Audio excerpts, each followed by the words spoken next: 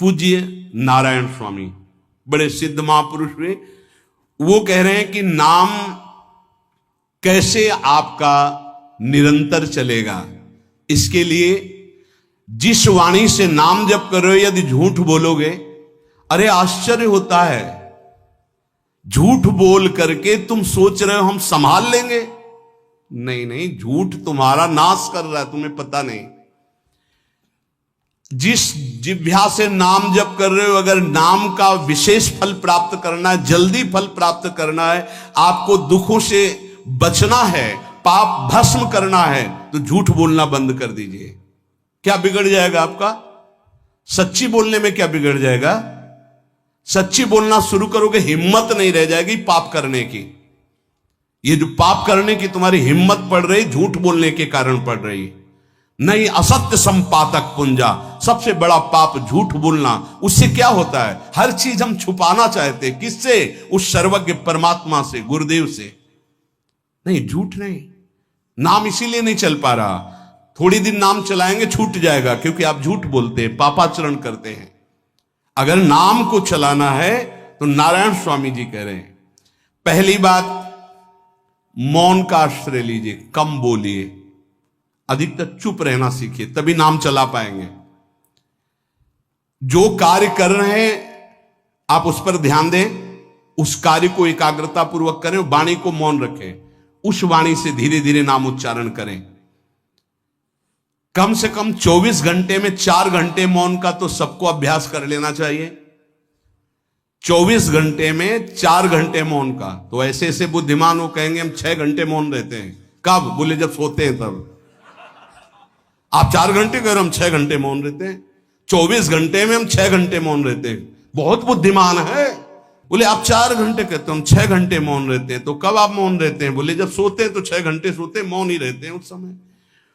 मौन जागृत की कह रहा हूं, 4 घंटे का। नारायण स्वामी के बहुत बड़े महापुरुष हुए, तुम 4 घंटे मौन का अभ्यास करो, ऐसा निकालो 2 घंटे, 2-2 घंटे करके 24 घंटे में 4 घंटे मौन। उस समय हम किसी से बात नहीं करेंगे, नाम जप करेंगे।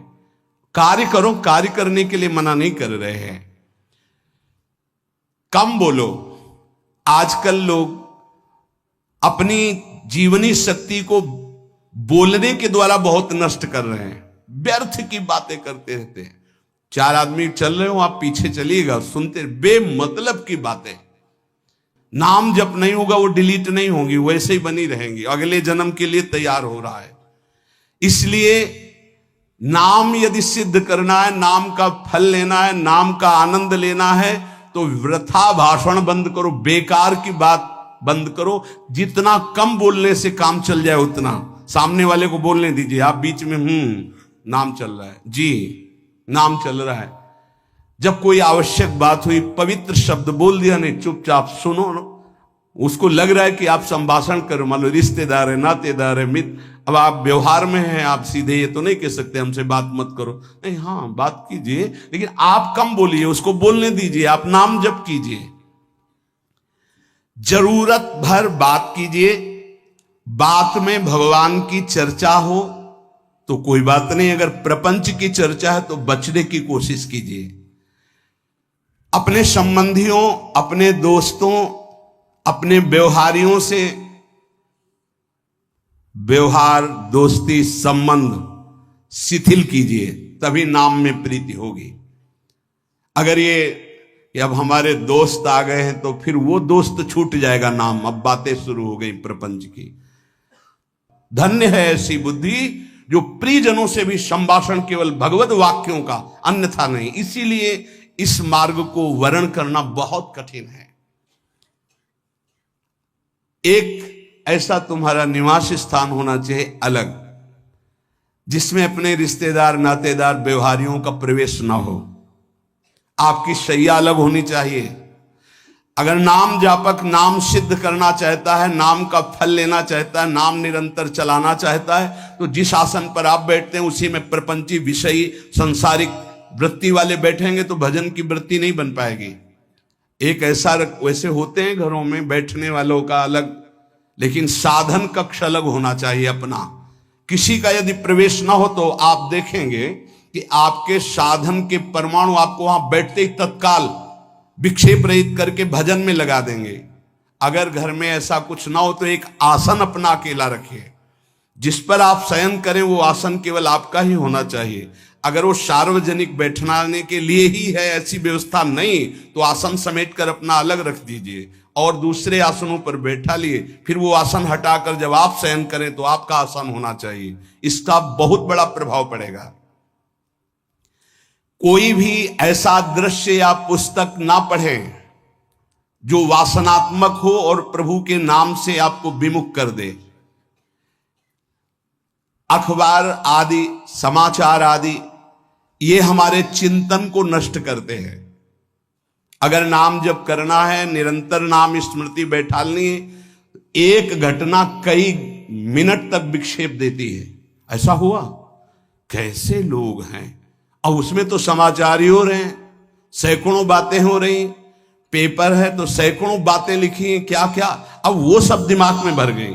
इतना व्यसन है किसी किसी को पेपर पढ़ने का, समाचार पत्र पढ़ने का, कि सुबह होते ही वो विरह में रहते हैं कि पेपर आ जाएगा। आया नहीं, मिला तो ऐसी एकाग्रता से पढ़ते हैं जैसे वेदांत चिंतन करने वाला वेदांत चिंतन। चश्मा लगा, चाय रखी, ठंडी हो रही, उससे मतलब बीच बीच में चाय और चश्मा से और पूरे दिमाग में वही। अब क्या करेगा, जो पढ़ा है उसका चिंतन बनेगा, वही बोला जाएगा। अब जहां चार मिले तो तुम्हें पता है, उत्तर प्रदेश में ये हुआ, मध्य प्रदेश में ये हुआ, चर्चा दिमाग। नाम जापक पूज्य श्री नारायण स्वामी कह रहे, अखबार पढ़ना, दुनिया भर की प्रपंच की जिसमें बातें हैं, ऐसे समाचार, ऐसे टेलीविजन देखना, ये तुम्हारे हृदय में नाम नहीं चलने देंगे, तुम्हारी स्फुरणा को गंदी कर देंगे, बेकार का वक्त खराब होगा। इसलिए अगर आपको पढ़ना ही है तो धार्मिक ग्रंथों को पढ़िए, अपने इष्ट संबंधी ग्रंथों को पढ़िए नाम जपने के लिए। किसी को कभी वचन न दें। पांचवा, बहुत बहुत पॉइंट की बात करें, यदि आपने किसी को वचन दे दिया और पूरा नहीं किया तो भजन का फल वहां जाएगा, ध्यान रखना। यही हमसे सब त्रुटियां होती रहती है अपने लोगों से। जाओ आज से बाद वचन दे दिया, हम ऐसा नहीं करेंगे, नहीं करेंगे चाहे मर जाएं। और अपने लोग ऐसे फिसड्डी हैं कि शाम के वचन देते हैं और सुबह फिसल जाते हैं। 2-4 दिन बहुत बहुत चला, फिर फिसल जाते हैं। बोले कसम से आज से ऐसा नहीं करेंगे। तो आप इसको खिलवाड़ न समझे, आपके सुकृत नष्ट हो रहे हैं, वासना आपके सुकृतों को नष्ट कर रही। दूसरा, जैसे आपने किसी से कहा कि मैं शाम के 5 बजे आ जाऊंगा, तो 5 बजने में 5 मिनट कम होने पर आपको पहुंच जाना चाहिए, 5 मिनट ओवर होने पर नहीं, उसके पहले ही आपको ऊपर। यह संतों के जीवन में देखा गया है। समय का बहुत बड़ा जीवन में अस्तित्व है। अगर आप किसी को समय दें, फिर उसमें प्रमाद स्थिति नहीं होनी चाहिए। 5 मिनट पहले पहुंचिए। समय दिया है किसी को तो 5 मिनट पहले उसको इंतजार ना करना पड़े। रात को सोते समय नाम जापक उपासक विचार करें, मेरा नाम किन किन कार्यों में छूटा, मेरे से कौन कौन सा पाप हुआ, मैंने कौन सी आज गलती की जो नहीं करना चाहिए, और उसे डायरी में नोट करें। नारायण स्वामी कह रहे हैं दूसरे दिन सावधानी पूर्वक वो गलतियां ना होने पावे जो हमने आज की। जब उपासक सत्य बोलना स्वीकार करता है तो उसके हृदय में डर जागृत हो जाता है। ध्यान रखना, डर ये माया के द्वारा प्रेरित है। अगर व्यापार में सत्य बोलेंगे तो पैसा अधिक नहीं आएगा, अगर हम सत्य बोल दिए तो डांट लगेगी, अगर हम सत्य बोल दिए तो सब लोग जान जाएंगे मैं ऐसा गंदा हूं। सच्ची मानिए, सत्य बोलने का नियम ले लीजिए, आप निष्पाप हो जाएंगे, आप महात्मा बन जाएंगे अंदर से। कोई भी पापाचरण आपके जीवन में नहीं रह जाएगा। भगवान का नाम सत्य है, उस नाम को चलाने के लिए झूठ बोलने वाला नाम को कैसे चला सकता है। सत्य बोलने से यदि तुम्हारा नुकसान हो रहा है तो तुम सह जाइएगा। नारायण स्वामी कह रहे हैं उससे बड़ा लाभ आपको श्री भगवान प्रदान करेंगे। आप सत्य बोलिए।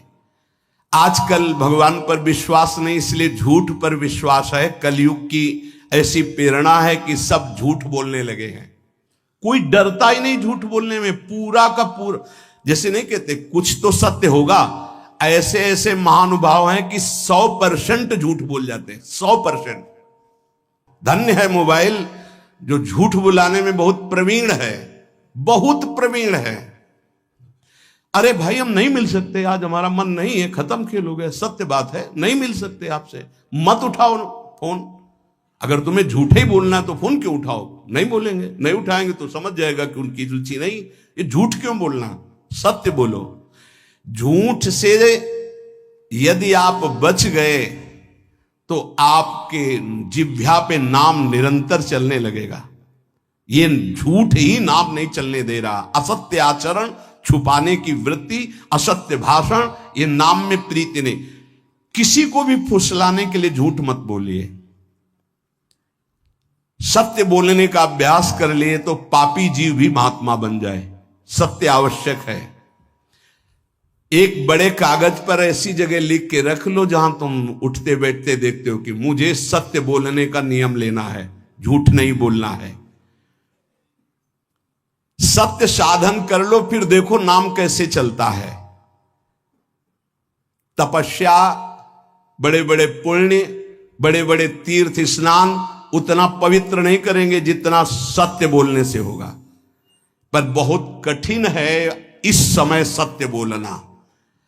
मतलब बात बात पे असत्य का ही वर्ताव हो रहा है, असत्य का अच्छा, ये कोई संसारी आदमी में नहीं, कुछ ऐसे होंगे जो सत्य की वार्ता करते नहीं। प्रायः क्या जाता है, झूठ बोलने में बोल दिया और सामने वाला राजी हो गया, हम निकल गए। लेकिन सत्य ना होने के कारण आप में सत्य आचरण, सत्य स्वरूप भगवान का नाम, भगवान को कहा गया सत्य नारायण, वो नाम नहीं चलेगा। भजन करने का पहला साधन है सत्य बोलना। जबान से सत्य बोला जाए। और भजन की संख्या प्रारंभ में जरूर लेनी चाहिए। यदि 10 माला का नियम लिया, 20 माला का नियम लिया, तो उसे निर्वाह करो। जैसे यहां शरणागति मंत्र मिलता है तो 11 माला प्रारंभ में दी जाती कि आपको करना ही है, ज्यादा हो जाए वो ठीक, 11 से कम वो कभी जीवन में नहीं। अपने जीवन में गुरु आज्ञा 11 माला तो करनी है, हर समय करना है। पर ये मन थोड़े दिन तो नियम में चलेगा, इसके बाद छोड़ देगा। दीक्षा तब लेनी चाहिए जब गुरु आज्ञा पे चलने की हिम्मत हो, नहीं तो ऐसे ही नाम जपो करो। जब नियम मिल गया 11 माला तो चाहे प्राण निकल जाए, हमको 11 माला पूरे करने, प्राण निकलने तक गुरु आज्ञा का पालन करना है। यदि आप नाम जब अधिक मात्रा में नहीं करेंगे तो जो आपको नाम मिला है उसका फल आपको अनुभव में नहीं आएगा। क्यों? क्योंकि नाम का हिस्सेदारी होती है, भजन की हिस्सेदारी होती है। जैसे किसी ने प्रणाम किया, वो भजन लिया। गृहस्थी को इसीलिए मना किया कि रास्ते में परिक्रमा मार्ग में हलवा पूड़ी ये सब बट रहा है, हाथ मत फैलाओ। वो दान कर रहा है, सुकृत कर रहा है, और कोई दूसरे ले विरक्त आदि। आप अपने भूख मिटाने के लिए 4 रुपया के चना लेके भले पालो, लेकिन दूसरे के द्वारा दिया हुआ हलवा मत पाओ। यहां धाम आए हो, भगवत कमाई करने आए हो, यहां नाम जप करो, कष्ट सहकर परिक्रमा दो। हो सके 4 रुपए की वस्तु लेकर के आप पशु पक्षियों को पवा दो, किसी एक का पेट भर। तुम मत पाओ दूसरे का। तुम चाहो तो उपवास कर सकते हो, या प्राण पोषण के लिए रूखा सूखा थोड़ा खा लो। ये दूसरे के आराम से धाम में हम आए 2-4 दिन खूब खाए पिए नहीं, भागीदारी हो जाएगी तुम्हारे पुण्यों की। वहां ऐसे फ्री नहीं है कुछ। भजन का भागीदार राजा भी होता है, जिसके राज्य में रह रहे हैं। जो अन्न देता है वो भजन का, जो वस्त्र देता है वो भजन। इसीलिए गृहस्थ को कहीं कुछ भी स्वीकार नहीं करना चाहिए। ये बहुत ध्यान रखें। अगर आप कहीं तीर्थ साधु आश्रम कहीं जाते हैं, कोशिश कीजिए कि किसी से सेवा ना ले, और अगर सेवा ले तो उसके अनुसार फिर अर्थ दे दे। अगर आपने वहां भोजन पाया, पानी पाया, तो उसके अनुसार सोच ले कि अगर हम इतना खरीदते तो कितने का मिलता, वो दे दिया तो आपका भजन बच गया। कभी आपको कोई प्रणाम नमस्कार करे, तत्काल बराबर प्रणाम करो।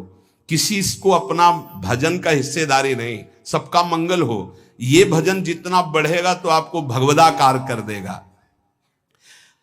दिन रात 24 घंटे में 21,600 श्वास चलती है। 21,600 श्वास में 6 घंटा तो सोने के चले जाते, उसमें तो चेतना नहीं रहती। अब हमको अगर 21,600 नाम हमको जपने को मिल जाए तो हमारी हर श्वास सार्थक हो जाए। जो हम 5-6 घंटा सोते हैं उसमें जिनका अभ्यास है तो बात अलग है, नहीं तो वो व्यर्थ जाती है। तो हमें एक श्वास में कई नाम जपने का अभ्यास करना चाहिए, जिससे 200 माला फेरने पर ये 21,600 श्वासों की गणना पूरी होती है। अगर हम 200 माला का नियम ले तो इतना हो सकता है। तो हमें लगता है अगर हर समय माला नहीं ले सकते तो श्वास वाली माला बहुत अच्छी रहती है। श्वास में 4 बार खींचो, 4 बार नाम लेते हुए छोड़ो। दूसरा साधन, एक छोटी माला ले ले, जो आजकल तो काउंटर चला है। काउंटर में ज्यादा सुविधा संसार के क्रियाओं में रहने वालों को होती कि किया अपनी जेब में डाल लिया। तीसरा साधन वो बहुत कठिन है, मन की वृत्ति से नाम जप करना। माला, श्वास और मन की वृत्ति, उसमें श्वास की भी गणना का ध्यान नहीं रहता, उसमें केवल चिंतन होता है, चल रहा है। पर ये आखिरी स्थिति होती, इसी के बाद वो परिपक्व अवस्था को होता है। जिह्वा से धीरे धीरे नाम उच्चारण करते हुए ये पहला अभ्यास है। प्रारंभिक को एकदम मानसिक में नहीं पहुंचने की चेष्टा करनी चाहिए, 2-4 नाम के बाद मन प्रपंच में फंसा देगा। दूसरा अभ्यास कंठ से में, जैसे हम जिह्वा से राधा वल्लभ श्री राधा वल्लभ श्री राधा वल्लभ श्री, इसे वाचिक जप कहते हैं। मंत्र नहीं होगा, ऐसे नाम होगा। फिर उपांश ऐसे, फिर कंठ से चलता है, फिर हृदय से चलने लगता है, फिर नाभि से चलता है। जिसका नाभि से चलने लगता है उसका परावाणी के द्वारा भजन, वो सिद्ध पुरुष कहा जाता है। 4 वाणी, परा, पश्यंती, मध्यमा, वैखरी। वैखरी जो बोल रहे हैं, जो कंठ से, फिर हृदय से पश्यंती, परा नाभि से, मूलाधार केंद्र से लेकर के संपूर्ण ब्रह्मांड में इसमें नाम गूंज रहा है, वो सिद्ध पुरुष का होता है। पहला अभ्यास जिह्वा हिला करके शुरू करें, राधा राधा राधा राधा। फिर कंठ से, कभी हमारे सदगुरुदेव भगवान को देखना, अगर कोई आ गया और बातचीत का हुआ तो यहां से तत्काल चलता दिखाई देता है ना, कंठ ऐसे ऐसे हिलने लगता है कंठ। अगर शांत बैठे तो फिर नहीं दिखाई दे। अगर कोई है आसपास तो इतनी तीव्रता लगन होती कि कहीं छूट ना जाए नाम। कंठ से विशिष्ट अभ्यासी का, फिर हृदय से परिपक्व अभ्यासी का, और नाभि से सिद्ध महापुरुष का, परावाणी से चलता है। अगर 1 वर्ष तक जिह्वा से अभ्यास किया जाए, ये मैंने किया है, नारायण स्वामी कहते हैं, तो दूसरे वर्ष में कंठ से प्रारंभ हो जाता है। 2 वर्ष कंठ से चले तो अगला हृदय से प्रारंभ हो जाता है, और हृदय से 3 वर्ष चले तो फिर नाभि से 7 वर्ष में नाम सिद्ध हो जाएगा। अगर नियम पूर्वक झूठ ना बोले, सत्य आचरण करे, ऐसे नाम जप करे। हम ये कहते हैं कि चलो थोड़ा धीमे ही सही, पर 12 वर्ष में तो आपको सिद्ध हो जाना चाहिए। 12 वर्ष, यहां बोले 30 वर्ष के 50 वर्ष हो गए साधन करते हो, ज्यों कहते हो कोई परिवर्तन नहीं। इसका मतलब अंदर से नाम नहीं चलाया जा रहा, नाम में रुचि नहीं। 12 वर्ष में तो भगवत साक्षात्कार करके जागृत स्वप्न सुषुप्ति अवस्था पर विजय प्राप्त कर लेता है साधक। ऐसा ही स्वामी जी ने किया। नारायण नारायण नारायण नारायण नारायण, ऐसी सिद्धावस्था हो गई थी। एक टाट की लंगोटी, एक रस्सी कमर में, बस। बड़े ही उच्च कोट और बहुत बड़े अरब खरबपति घर के बालक थे। सारी सिद्धियां उसके पैरों में लौटने लगती हैं, जिसका नाभि से भजन प्रारंभ हो जाता है, परावाणी से। अजपा जाप उसे ही कहते हैं जो नाभि से होता है। अजपा जाप करने वाले उपासक में जो अजपा जाप करने की चाह रखते हैं, पहला भोजन पर ध्यान दे, सात्विक भोजन, पवित्र भोजन। भाई नाम का स्वाद नहीं मिला तो कुछ लोग जो है बहुत प्रसन्न होते हैं जब सांसारिक पदार्थ आता है। बड़ी कृपा श्री ठाकुर जी की रही है कि इस विषय पर जो है बहुत परिपक्व किया है। रोटी नहीं मिली, ये रबड़ी रसगुल्ला की तो बात जाने दो। गंगा का किनारा, गांव में जाना नहीं, जो आकाश वृत्ति से वो आ जाए वही। आप लोगों को तो रोटी तो मिल रही है। पहला नाम सिद्ध करने के लिए भोजन सात्विक और थोड़ा, अगर एक समय पाके निर्वाह कर लो तो अच्छा, नहीं तो 2 समय, 3 समय पाने का तो अधिकार ही नहीं साधक को। भगवान की बड़ी कृपा है, जब भूख थी तब था नहीं, और जब है तो भोजन नहीं पा सकते। वो बड़ा लीला बिहारी है। जब भूख थी तब भोजन नहीं, और जब भोजन है तो नियम कानून इसके लग गए हैं, ये इतना इतना। दूसरा, पहला भोजन पर पवित्र। देखो नाम जप के लिए बहुत आवश्यक है, यही जीवन है कि अगर आप नाम जप करने लगे तो हमारा बोलना, हमारा जीना सार्थक हो जाएगा। अगर नाम जप आपको करना है तो पवित्र भोजन होना चाहिए। 2 टाइम भोजन पाना है तो थोड़ा थोड़ा पाओ, पेट ना भरने पाए, ऐसा ना लगने की वजन बढ़ गया है। वजन बढ़ गया है तो भजन घट गया है, वजन घट गया है तो भजन बढ़ गया है। देखो तुम्हारे संसारिक संबंधी माता पिता चाहेंगे कि तुम्हारा चिकना शरीर होना चाहिए, हष्ट पुष्ट होना चाहिए, लेकिन हम चाहेंगे कि तुम्हारा भजन पुष्ट होना चाहिए, भगवदाकार वृत्ति होना चाहिए। शरीर तो आज है, कल नहीं रहेगा, चाहे जितना चिकना कर लो। संसारिक माता पिता के प्यार में और गुरु के प्यार में यही अंतर है। वो आपके स्वरूप को पुष्ट करेगा तो शरीर तो अपने आप, मन प्रसन्न है तो वो स्वस्थ है, अस्वस्थ होने पर भी स्वस्थ है। अगर शरीर स्वस्थ है और काम वासना है, नाना प्रकार की चिंताएं, ये थोड़ी माता पिता दूर कर पाएंगे। वो तो तपस्या और साधना से ही दूर होती है, ध्यान रख लीजिए। अधिक भोजन पाना, शरीर को बहुत पुष्ट बलवान कर लेना, तो हर इंद्रियों को भोग देना पड़ेगा आपको। वो कोई तपस्वी होता है, जो तपस्वी होता है वो संयमी होता है, जो संयमी होता है उसके चर्बी नहीं होती, ध्यान रखना। युक्ताहार विहार से, प्राण पोषण के लिए केवल शरीर में अन्न जाए तब नाम में प्रीति होगी। खाते खाते अनेकों जन्म व्यतीत हो गए, वर्षों व्यतीत हो गए, अरे अब तो भजन कर लो, कहां तक खाओगे? ये नरक कुंड है, डाला विष्ठा बन गया। नींद, एक नियम बना लो कि इतना ही सोना है। पता नहीं सोने में कौन सा सुख, नींद में केवल एक बात का सुख होता है, आपका संसार का चिंतन नहीं होता, तो आप जो शांत रहते हैं वो सुख होता है, लेकिन वो तमोगुणी सुख है। अगर आप जागृत में संसार का चिंतन न होने दें और भगवत चिंतन कर रहे हैं तो आप महापुरुष हो जाएंगे। सो सो के जीवन क्यों बर्बाद करते हैं? एक टाइम रखिए सोने का, बस। ये कोई तुम्हारा सुख नहीं है, ये तमोगुणी सुख है। निद्रा आलस्य प्रमादोत्तम तत्तामस मुदाहृतम। और एक बात समझ लो, यद तज्ञे विस्मि परिणामे अमृतोपमम, जिसमें विष जैसा शुरुआत में लगता है उसका परिणाम अमृत होता है, और जिसकी शुरुआत अमृत जैसी लगती है उसका परिणाम विष होता है। प्रातःकालीन उठ करके सत्संग में आना विष जैसा लगता है, लेकिन उठ के आ रहे हो तो इसका फल अमृत होगा।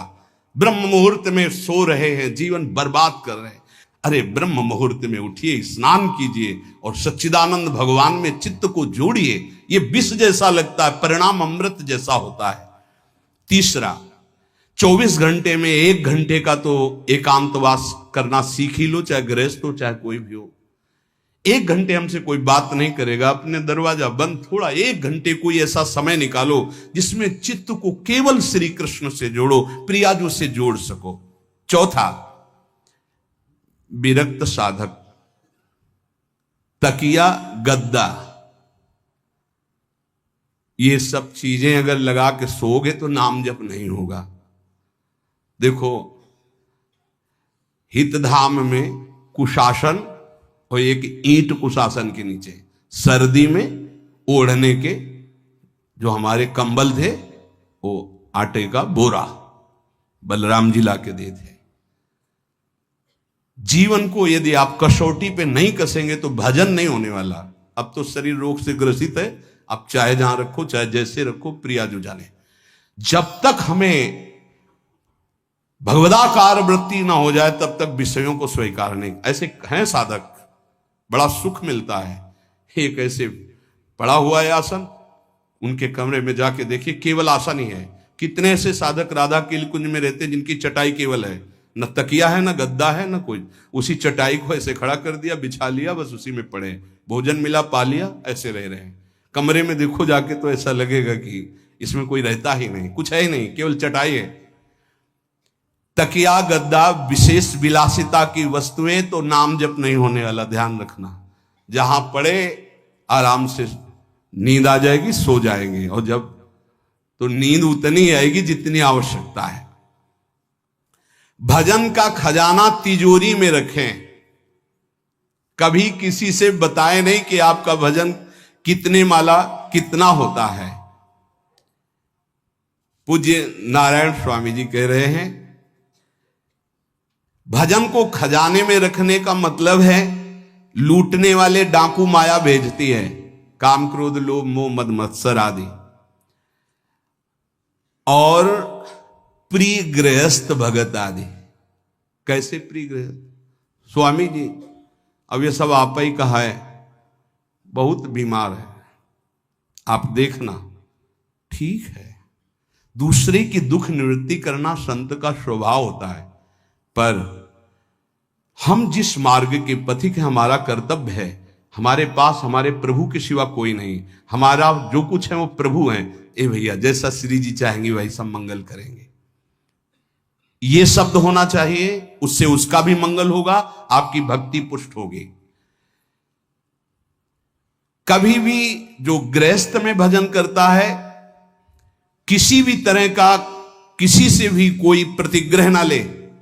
नहीं ले लो, ये लो ही बढ़िया है, रख लो। नहीं महाराज, हमारा ये मार्किन का गमछा ही काफी है हमारे लिए।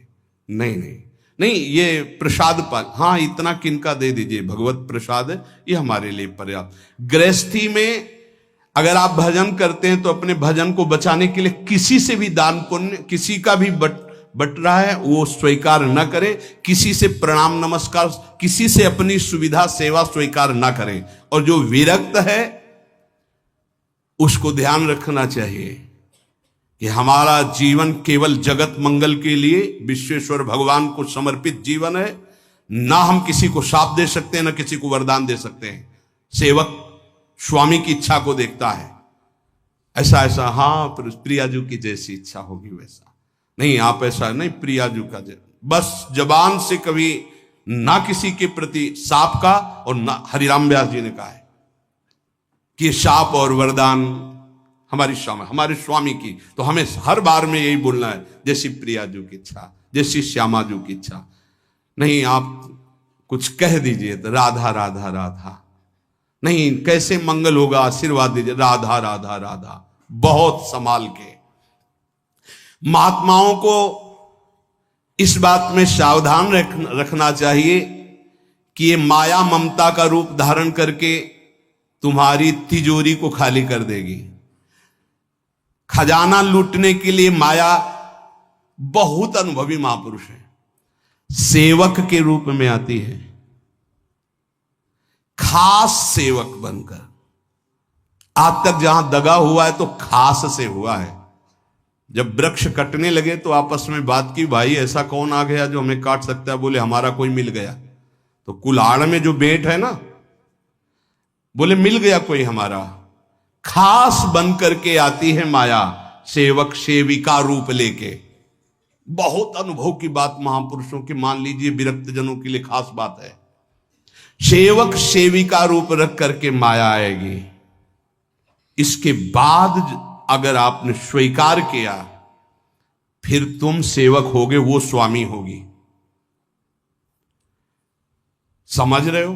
बहुत अंदर से इस बात को समझ लीजिए। अगर आपको भगवत प्राप्ति करनी है तो जब तक शरीर में श्वास रहे सेवा मत स्वीकार करना किसी की। कपड़ा धुलाना, खाना पीना, भीख मांग के खाओ, भिक्षा अन्न, या आकाशवृत्ति से जियो। जैसे मना ना कपड़ा धो पाओ तो उतने पहनो जितना धो पाओ। किसी को अपनी सेवा में प्रवेश मत होने दो। अपने शरीर की सेवा, अपने जीवन की सेवा जब तक श्वास है तब तक स्वयं करो, नहीं तो तब लग जोगी जगत गुरु, जब लग रहे निराश, जब आशा मन में भई, जब गुरु और जोगी दास। इसलिए होश में परमार्थ के पथिक को कभी किसी की सेवा नहीं लेनी चाहिए, कभी किसी को सेवक नहीं बनाना चाहिए। भगवत भाव से नेकी कर दरिया में डाल, उपदेश दे दिया, चल अपने मार्ग में। जीवन की ये बात हमारी अनुभव की मान लीजिए। अगर निर्विघ्न पंथ निर्वाह करना है तो कभी किसी को यहां सेवक न बनाया जाए। सेवक सेविका के रूप में स्वीकार करने वाले साधु का हृदय आग की तरह जलने लगता है। जो जिंदगी भर निश्चिंत और निर्भय रहा उसे भयभीत और चिंता युक्त होना पड़ता है। अपने भजन को खास तिजोरी में रखे, अपने में जो सिद्धियां जागृत हो कभी प्रकट ना होने दे, उनका कभी प्रयोग ना करे। एक एक शब्द पर ध्यान देना, उसी को भगवत प्राप्ति होती है जो अपनी सिद्धि को प्रकाशित नहीं करता। ये माया त्रिशंकु की तरह लटका देती है, न स्वर्ग में न भूमि में। देखो सेवक जी महाराज कहते, ऐसे न वैसे रहे मजरेढ़ो पाछलियो जो करी निर्भाषित, न परमार्थ के न व्यवहार के। ये गांठ बांध लो, हाथ जोड़ के कह रहा हूं, सेवा के भाव से माया प्रवेश करती है और स्वामी भाव को रौंद करके सेवक बना लेती है। फिर जैसा चाहती वैसा नाच नचाती है, कोई भी हो। इसलिए होश में, यदि भगवत मार्ग में चले हो तो कष्ट सहो, शरीर की स्वयं सेवा करो। सौभाग्य मत मनाओ कि कोई तुम्हारी सेवा कर रहा है, दुर्भाग्य है जो तुम सेवा ले रहे हो। हाँ, अब शरीर इस काबिल नहीं तो श्री जी जैसा जाने वैसा।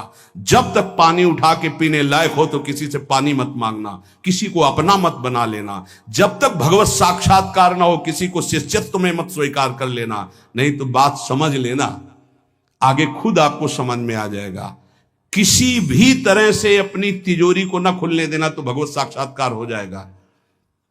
बोले नहीं हमारा तो परहित की भावना और प्रचार करना है, तो है क्या तुम्हारे पास प्रचार करने के लिए? परहित की भावना के लिए है क्या तुम्हारे पास? जब तक सर्वत्र श्री कृष्ण का अनुभव नहीं हो जाता तब तक उसमें कोई सामर्थ्य नहीं होती। और जब सर्वत्र वासुदेव का अनुभव करता है तो उद्धार किसका करना है? विचार करके देख लीजिए। फिर वो स्वांता सुखाए तुलसी रघुनाथ गाथा। इसलिए भजन के खजाने को बचा के रखो।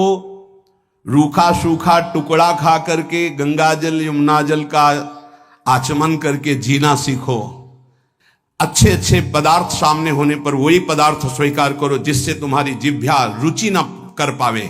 ये दुष्ट है, इस दुष्ट को दंड दो।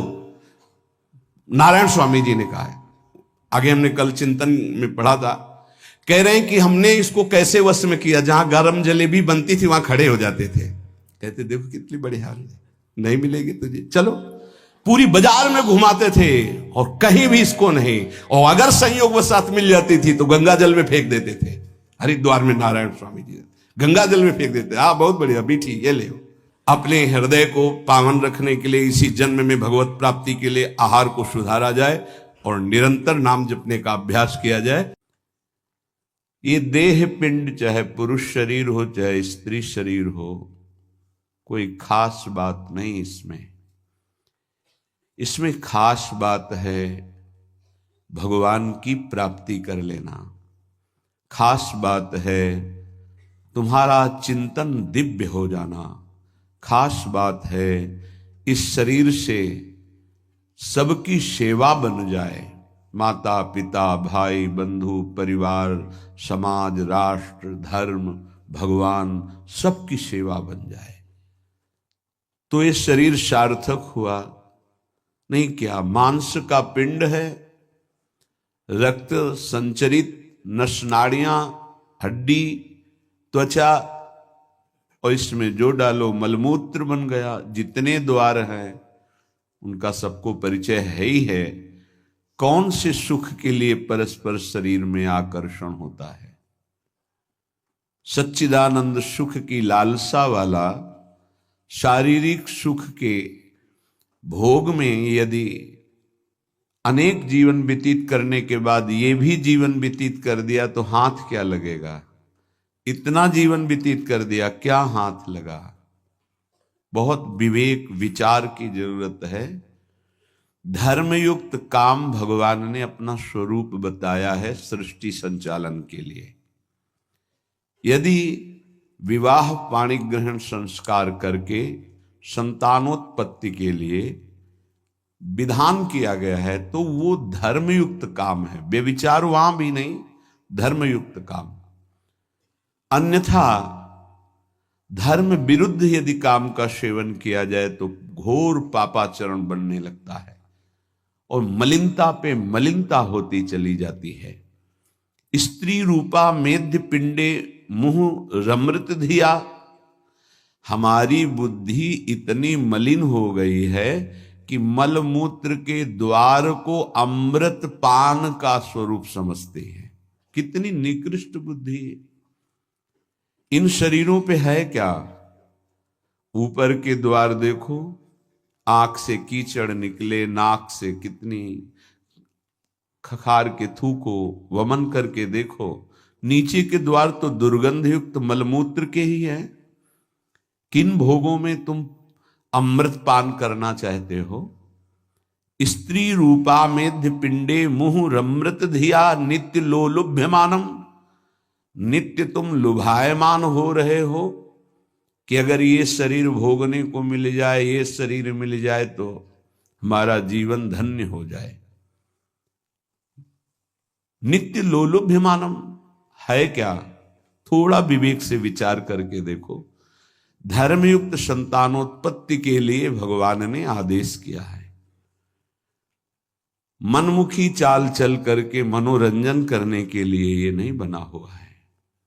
फंसते चले जाओगे, अमृत की लालसा से मृत होते चले जाओगे। तुम्हारे विचार मृत, तुम्हारे आचरण मृत, तुम्हारा शरीर मृत, तुम्हारी चेष्टा मृत, क्योंकि मृत लोक में हो। इसका नाम मृत्यु लोक है और खोज रहे हो अमृत।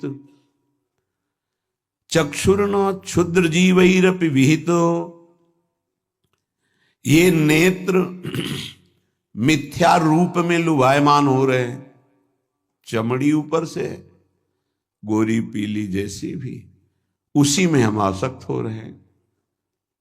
इतने आसक्त हो रहे हैं। परसों एक नवयुवक भाई प्रश्न एकांतिक में कह रहे, जिया नहीं जा रहा, हमको हमारी मित्र ने धोखा दे दिया और हालत भी ऐसी थी कि करुणा लग रही थी कि कृपा करें प्रभु और इनकी बुद्धि को इस दलदल से निकालें। वो जीवन से हारा हुआ व्यक्ति बैठा हुआ है केवल एक बात में कि उसको उसके किसी मित्र ने, मतलब स्त्री शरीर ने उसको धोखा दे के दूसरे से ब्याह कर लिया। धोखा दे के मतलब मन की गति है, इसमें धोखा और सही का क्षेत्र नहीं है। ये तो विचरण करता रहता है, आज ये आज ये आज ये। इसका कोई बिरला इसकी इस गति को रोक दे, वही साधना परायण साधक कहा जाता है। पर ऐसा नहीं होता है। जहां तुमसे बढ़कर कोई मिला तो वहां दृष्टि उसकी जम जाएगी, तुम्हें छोड़ देगा। संसार का खेल यही है। तुम्हारा प्यार अगर सही ठिकाने पे पहुंच जाए तो सार्थक हो जाए। वो प्यार मूर्ति प्रेम की खिलौना दो खेलत हैं प्रेम खेल, प्रियालाल, इनसे प्रेम हो जाए तो निहाल हो जाओगे। पर इनसे प्रेम करने के लिए कठिनता है। पहले सर्वत्र से राग हटावे तो इनसे प्रेम होता है, अन्यथा नहीं। सर्वत्र की ममता बटोर कर इनके चरणों में तब प्रेम होता है। बोले नेत्र दूषित हो गए बस यही देखते हुए। यही दुर्दशा है जीव की। सामने भगवान है चराचर जगत के हृदय में, उनको कोई नहीं देखना चाहता और बाहरी केवल चमड़े को देख करके हम आकर्षित हो रहे हैं। ये चमड़ी ज्यादा दिन नहीं टिकेगी। जिसकी तुम देख रहे हो उसकी और तुम्हारी भी ये नष्ट होने वाली है। इन्हीं को शासन में साधक रखता है। नेत्रेंद्री हम जहां चाहें वहीं जाएगी, अन्यथा नहीं जाएगी।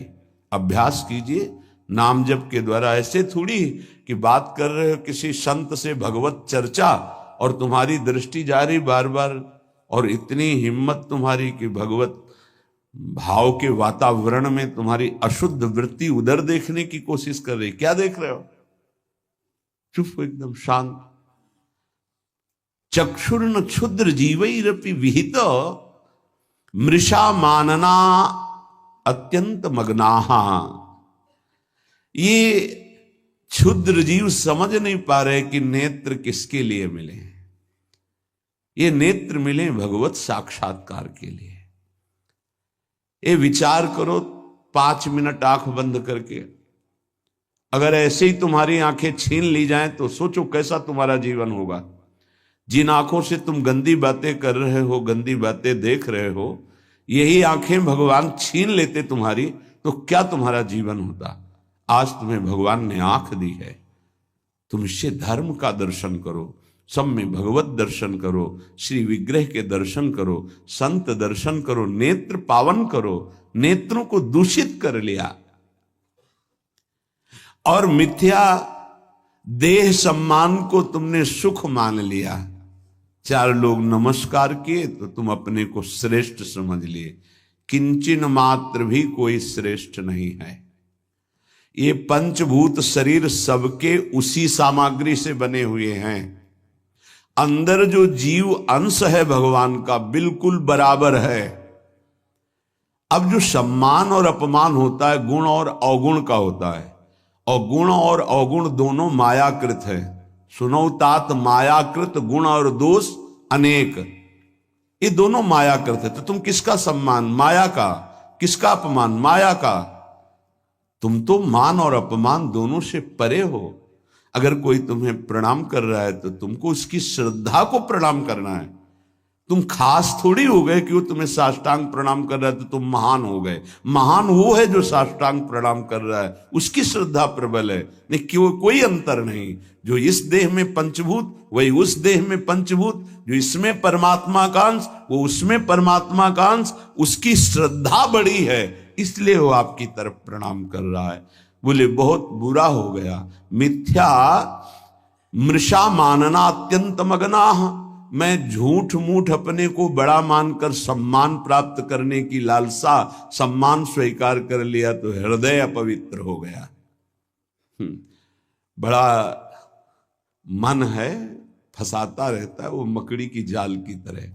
फंसने वाला नहीं जानता है। संत सदगुरुदेव शास्त्र इनकी सूत्रों को जब स्वीकार करे तो पता चलता है मैं फंस रहा हूं या मुक्त हो रहा हूं।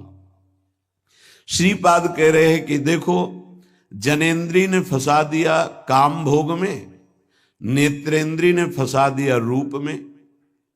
सच्ची अगर सावधान न रहे तो ऐसे ऐसे फंसाव हैं कि जीवन ही नष्ट हो जाता है, पूरा जीवन। अब उसको लाख समझा रहे थे, कुछ समझ में नहीं आ रहा था। बस वो ये समझ रहा था कोई आशीर्वाद मिल जाए, जादू टोना मिल जाए कि वो जो हमारी मित्र है वो वापस हमको मिल जाए वापस। बस उसको इतना ही लक्ष्य था। और हम ज्ञान विज्ञान वर्णन कर रहे थे, सुन बैठा था केवल, क्योंकि समझ में आता है ना आप हमारी बात पकड़ रहे हो कि नहीं पकड़ रहे। नेत्रेंद्री ने रूपों में फंसा दिया, हृदय मलिन हो गया सम्मान प्राप्त करने की लालसा से। और कह रहे जिभ्या मिष्टान्न निष्ठा विरमति न मनाग्वित सग्रंथनुचितम। जबान आ गई भोजन के स्वाद में, ये मिष्ठान है, ये चटपटा है, ये बड़ा स्वादिष्ट है। जिभ्या रसेंद्री यदि भोजन के स्वाद में मगन है तो राधा नाम सुधा रसम का स्वाद नहीं ले पाएगी।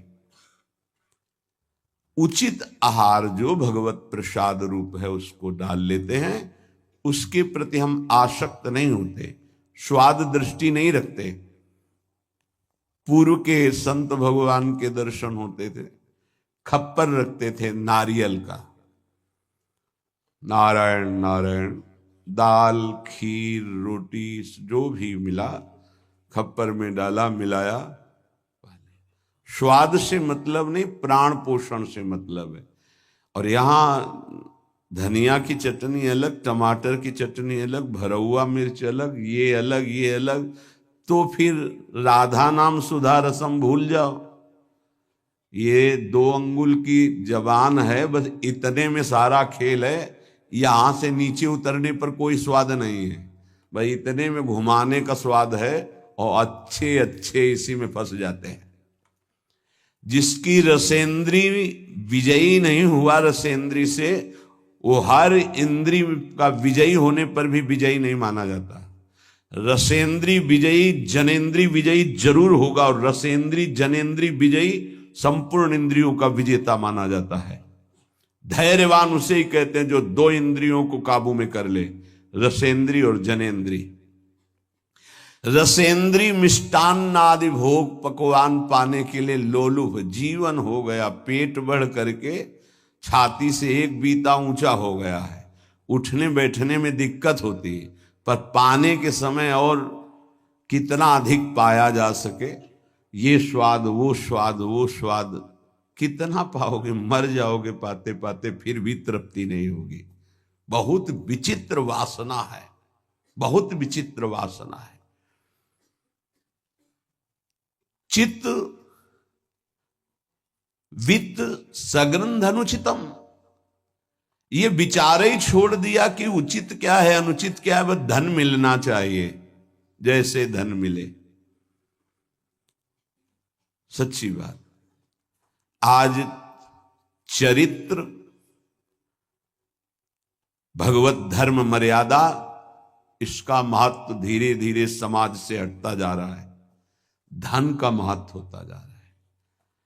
जैसे धन की प्राप्ति हो, चाहे चरित्र का नाश हो, चाहे धर्म का नाश हो, चाहे जीवन का ही क्यों ना नाश हो जाए, क्या दुर्दशा है। बोले मनाग वित्त सगृध अनुचितम, अनुचित रूप से धन कभी सुखी नहीं हो सकता जो अनुचित रूप से धन प्राप्त करता है। हा वृंदारण्य कान्या भवति मम गतिश्चेदहम त्वत्स्थितोपि, मेरी क्या गति होगी जब मेरी इंद्रियां और मेरा मन ऐसा है। मैं आपका आश्रय लेता हूं, आपका वास स्वीकार करता हूं, मैं समझ गया कि मेरे से अब कुछ नहीं होने वाला, मेरी अनन्य गति आप हो। हे वृंदावन, आप मेरा सुधार कर दो, अब मैं कहीं किसी की ओर नहीं देख सकता, सिर्फ आपका आश्रय लिए हूं। भाव यह है कि हम सब तरह से हीन हैं, हर इंद्रियां हम पर विजय प्राप्त किए हुए है। उल्टा इंद्रियों पर हमें विजय प्राप्त करना चाहिए, इंद्रियां हम पर विजयी हो गई हैं, अब हम कैसे मुक्त हो। तो बोले धाम का आश्रय ले लो, बड़ा महत्व है। धाम कृपा करके आपको सत्संग प्रदान करेगा। यदि आप सत्संग के अनुसार सुलझ के चल पावे तो क्या होता है, जन्म जन्मांतर से मलिन बुद्धि होती है और बहुत भागती है बुद्धि। जैसे जंगली नील गाय देखा हो, गर्दन उठाई भागती चली जा रही, ऐसे ये भागती बुद्धि। अगर इसको कोई रोक सकता है तो गांव में एक लंगड़ बांधा जाता था, लंगड़ समझते हैं, 2 टांगों के बीच में एक मोटा सा लकड़ी का, अब वो भाग नहीं पाएगी ऐसे। गुरु कृपा, गुरु आदेश, गुरु शासन, ये बुद्धि के ऊपर लंगड़ का काम करता है। तुम्हें पता ही नहीं गुरु के हृदय में अनंत माताओं जैसा प्यार होता है। जैसे भगवान गाली देने वाले को भी परम पद देते हैं, उन्हीं के दास हैं वो। किसी का अमंगल संत के द्वारा, गुरुदेव के द्वारा नहीं। आपका विचार, आपकी सोच आपको अमंगल के रास्ते पे खड़ा करके और ऐसा धक्का देगी कि शायद है फिर बचा पाने की स्थिति न रह जाए।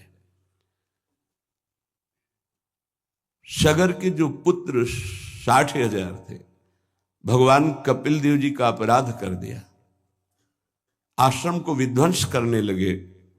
घोड़ा वहीं बंधा हुआ था, किसी ने बांध दिया था, उनको पता भी नहीं था। उनको लगा कि इन्होंने ही ऐसा किया होगा, हमारा विश्व विजेता घोड़ा इन्होंने पकड़ लिया, बड़ा उपद्रव किया। कपिल भगवान ने कोई शाप नहीं दिया, उनकी तपोशक्ति ने उनको नष्ट कर दिया, भस्म कर दिया।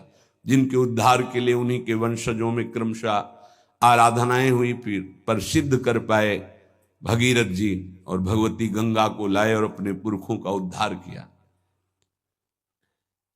जो थोड़ा भी अपनी बुद्धि को तुम भगवत मार्ग से विमुख करोगे, वो आपको फंसाने के सिवा और कोई मार्ग नहीं बता सकती। यहां समिटना है, अपने अस्तित्व को मिटा देना है, प्रभु के चरणों में पूर्ण आश्रित हो जाना है और जीवन मुक्त हो जाना है। ये रास्ता है।